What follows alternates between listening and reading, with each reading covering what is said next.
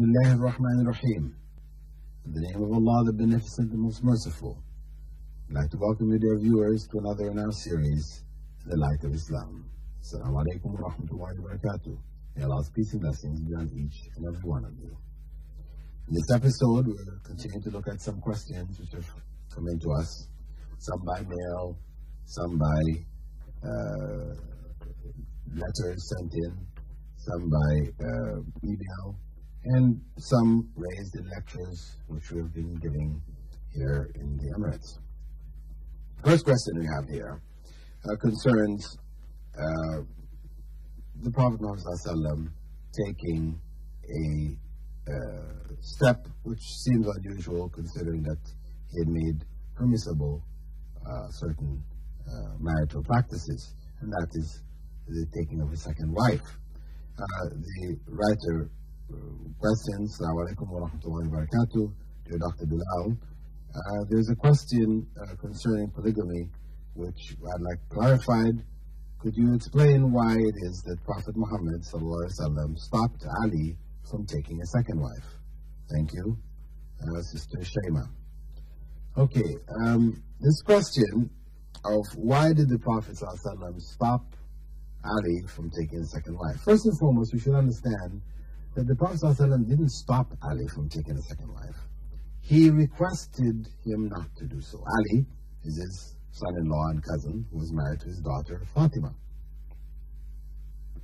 And when Ali had decided to take a second wife, Fatima became hurt or upset. She went to her father crying. And the Prophet Muhammad ﷺ, as a man, seeing his daughter hurt, he asked Ali not to. While Fatima was living, he asked him, please don't. Because what hurts Fatima hurts me. Fatima being hurt, it hurts me, I'm hurt. So I'm asking you, as a favor, not to take a second wife while she is alive. So Ali complied. Of course, Prophet Muhammad ﷺ could not forbid him from taking a second wife because Allah had already made it permissible, saying, فَانْكِحُوا مَا طَابَ لَكُم مِّنَ النِّسَاءِ مَثْنَى وَثُلَاثَ وَرُبَاعَ. Marry of the believing women those who please you, 2, 3, or 4. So, this is a permission already given in the Quran. Prophet Muhammad ﷺ could not forbid him. He only requested him because his daughter was hurt. And Ali complied. He gave up his intention to marry a second wife until Fatima died. And Fatima died within 6 months after the death of Prophet Muhammad ﷺ, at which time he then married 4 wives. So this was Ali's concession for the sake of the Prophet ﷺ. So we cannot take this, as an example of to defend not having a second wife, because Allah has made it permissible. It was a practice of the leading companions of the Prophet ﷺ and the Prophet ﷺ himself, as well as Muslim scholarship down through the ages.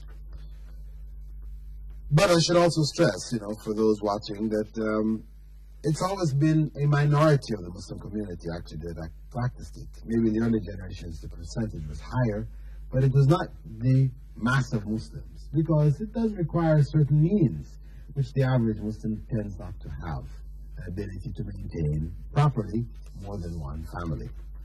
Some people may have the means and they may not choose not to because of the headaches that may be involved, because it does involve a lot of dealing with natural jealousies and things like that which tend to develop amongst women. Another question which has been sent in to us, dear Dr. Phillips, could you please explain the following questions for me? If one does not follow a particular madhab and takes rulings from various scholars, is it not possible that on taking different rulings on various particular acts, that, for example, salah, one may nullify his act or nullify his salah by taking positions that conflict with each other? What is the solution to this? Well, This is addressing an issue sometimes scholars have pointed out, because of the fact that there are different rulings held by different scholars on certain issues, that if you mix them up, you may end up with a position which is untenable in any of the schools of thought. You may end up doing an act in a way which has not been approved of by any of the individual schools. So you've just sort of made up your own kind of a way. So, Islamically speaking, where we're dealing with particular acts of worship, we should learn how it is done from the hadith, really not being caught up just on opinions, but knowing what is the foundation in the hadith. Then on issues where there is some ijtihad as to what to do in this case or in that case, then we take the ruling which appears to be the most authentic, the most firmly grounded in the hadith or Quran, etc. If an English-speaking Muslim wants to follow a madhab, where can one access rulings to contemporary issues? Well, this is not very much available, to be honest. There are a few books written, but there are very few. That have been translated, even fewer. Can one define what a scholar is and who in the Muslim world today has the authority to issue religious fatwas?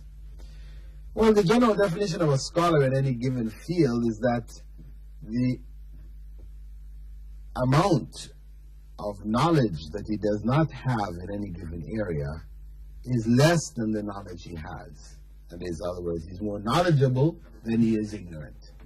So such a person then becomes a scholar or a person of knowledge from whom one may gain information. In terms of the authority to issue fatwas, this is something which may be on a state level, country level, which is then an appointment by government, or it could be appointment by an institution, or leading scholars recognize this individual as being the leading person to make such rulings. What school of Islamic law seems to offer the most correct positions? Well, it's very difficult to define a particular school, in this manner. All of the schools sought to apply the Quran and Sunnah. The scholars of these different schools over the generations, they made a variety of different rulings. And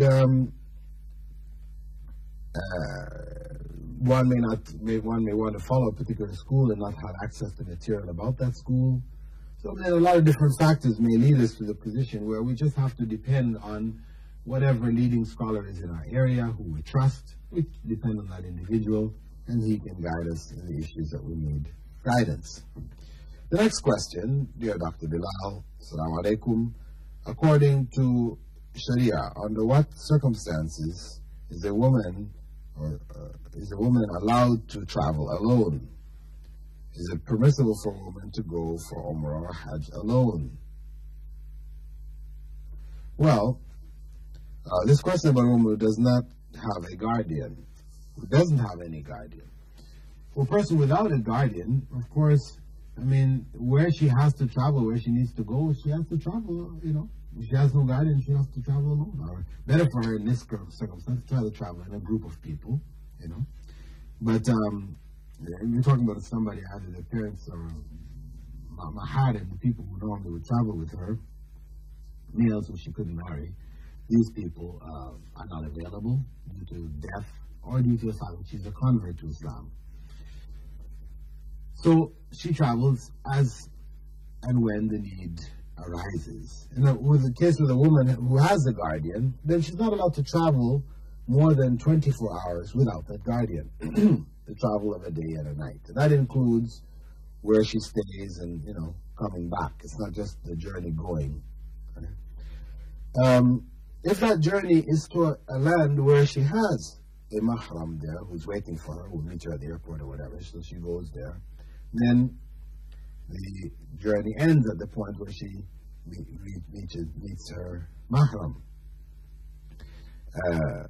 and then she travels back a journey less than 24 hours coming. That's okay. Can she go on Hajj alone?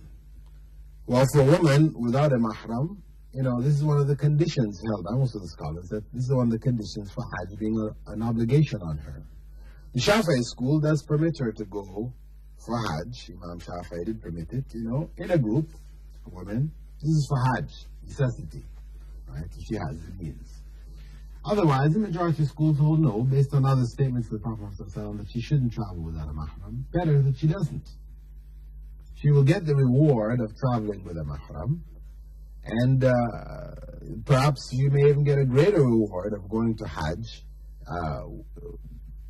than those going to Hajj, that is, by staying at home, because the fact that she's complying with the instructions of the Prophet Muhammad ﷺ. The Prophet ﷺ has forbidden her to go